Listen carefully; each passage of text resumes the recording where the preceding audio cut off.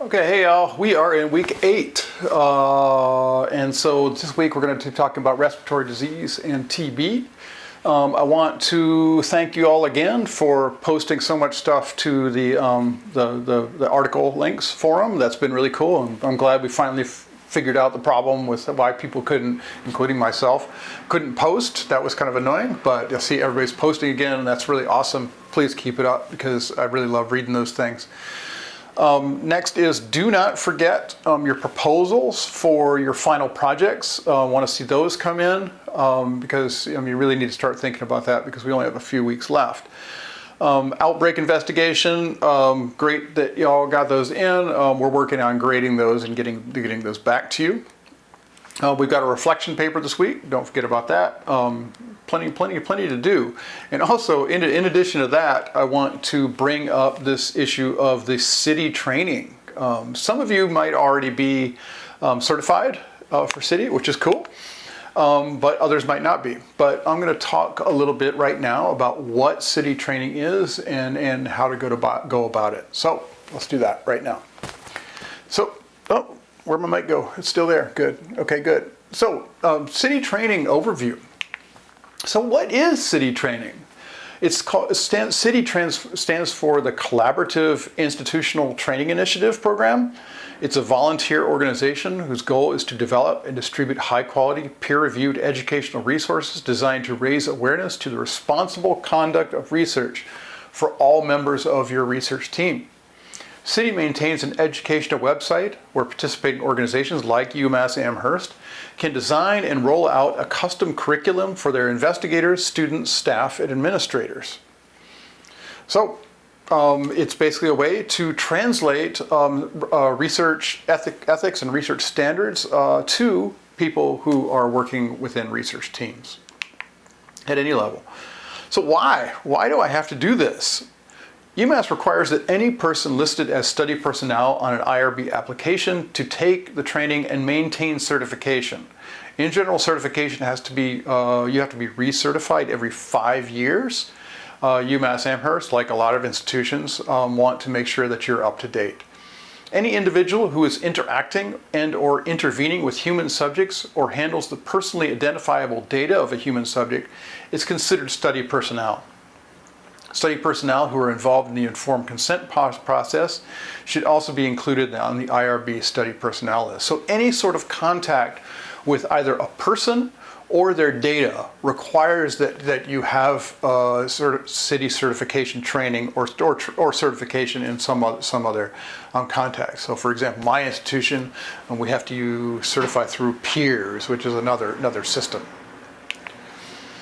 Aside from institutional requirements, persons working in public health should be aware of standard rules for conducting research in an ethical manner. And this is my opinion. I think a lot of public health professionals would agree. Because there's a history here that we're going to talk about right now. Ethical failures in the history of public health. There's been many. I'm going to touch on some of the greatest hits here, but there's been many failures. We did not get to the point of requiring that you do things like CITI training without a terrible history to require that. The most famous of which is eugenics, which is the aim to increase the genetic fitness, quote, of humanity by willfully excluding certain persons from procreation. So a lot of like how you breed cattle, for example. It's most notably practiced in Germany during the era of Adolf Hitler, but it also had proponents in the United States that included people like Kellogg of Kellogg's cereal company. Programs included racist immigration laws, which kept out certain races and ethnic groups from the United States. Anti-miscegenation laws, I can never pronounce that. And forced sterilization of the poor and disabled. We have an awful history with this. And some would argue that we're continuing this history with both our immigration laws and with most notably the forced sterilization scandal down at the Texas border.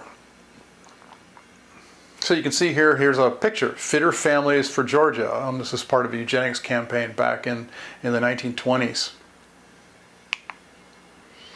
Nazi human experimentation. Even outside of eugenics, the Nazis had an awful program of experimentation on human subjects with the intent of improving conditions for soldiers in the field. So for example, like tests involving freezing of individuals to see how long they could stand to be in freezing cold water, for example. Nazi doctors performed horrendous experiments on prisoners, which ultimately became public during the Nuremberg trials following World War II. Nuremberg trials were a trial which put Nazi leaders and collaborators on trial and unveiled really the full true extent of the horrors of the Holocaust and of the Third Reich. This led to the creation of the Nuremberg Code of Medical Ethics, which were a set of research ethics principles for human experimentation. This was so horrific that it made the public news and led to the creation of ethical standards. Unfortunately, despite these standards, we still hadn't seemed to learn our lesson, and things like the Tuskegee syphilis study occurred. This is, I think, I can't believe that I shared the earth with this study. Fortunately, a lot of you are much younger than me and did not. This is a clinical study conducted between 1932 and 1972 by the United States Public Health Service. The aim here was to observe the natural history of untreated syphilis, which meant that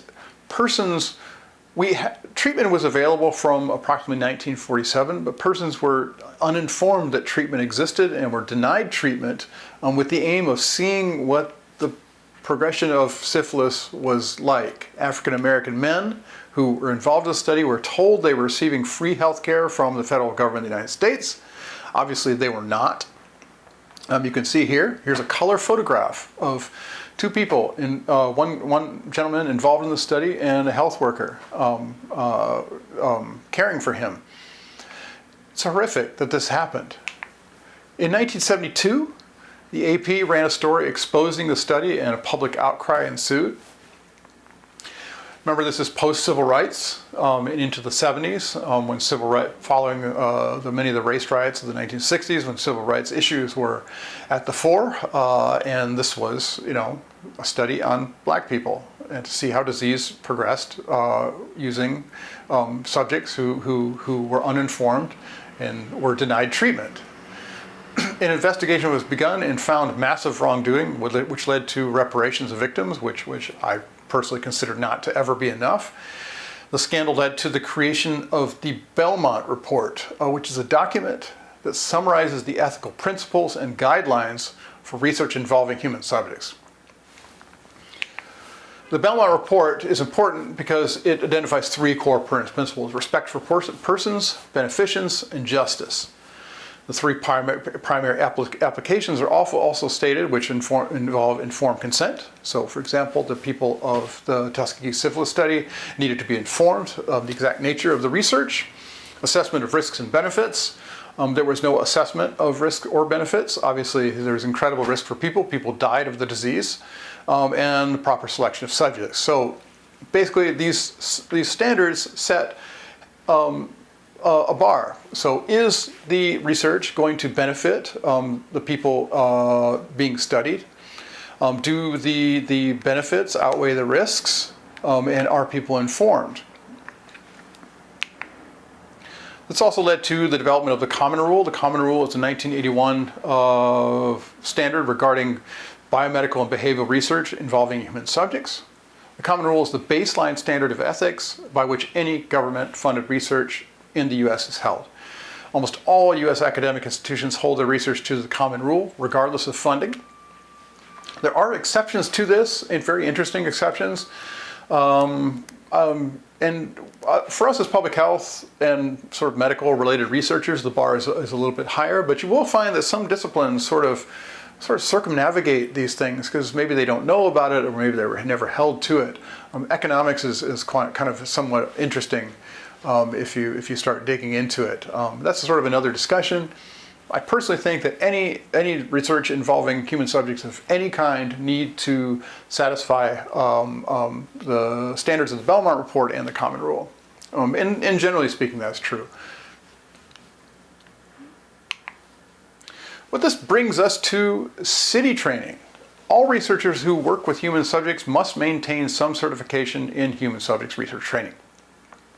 If you're involved in a study, you have to show that you've certified, either in CITI or through some other standard. Some of you might be already CITI certified. Others might not be certified. Others yet might have been certified in the past and had their certification last. You will be required to demonstrate current CITI certification for this course. Getting certified is very easy, somewhat time consuming, but it's easy, it's not difficult. You basically go through a series of formative videos and watch the videos and read the text and then answer questions about them. And if you get them all right, then you're certified. UMass Amherst has a portal that you can go to get training. Group 1, biomedical research investigators and key personnel, this would be you. In Group 2, social behavior and education researchers and key personnel, basic 2. So I sort of think, believe that more is better in a lot of ways. But you will be required to be in Group 1. So obviously more is better. If you want to do the other ones, go ahead and do them for sure. So if you have any questions about this, please hit me up. I'm here to help you. And yeah, thanks for watching this. And please explore this history of the Tuskegee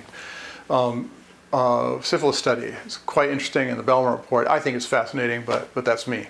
So thanks, y'all. Talk to you later.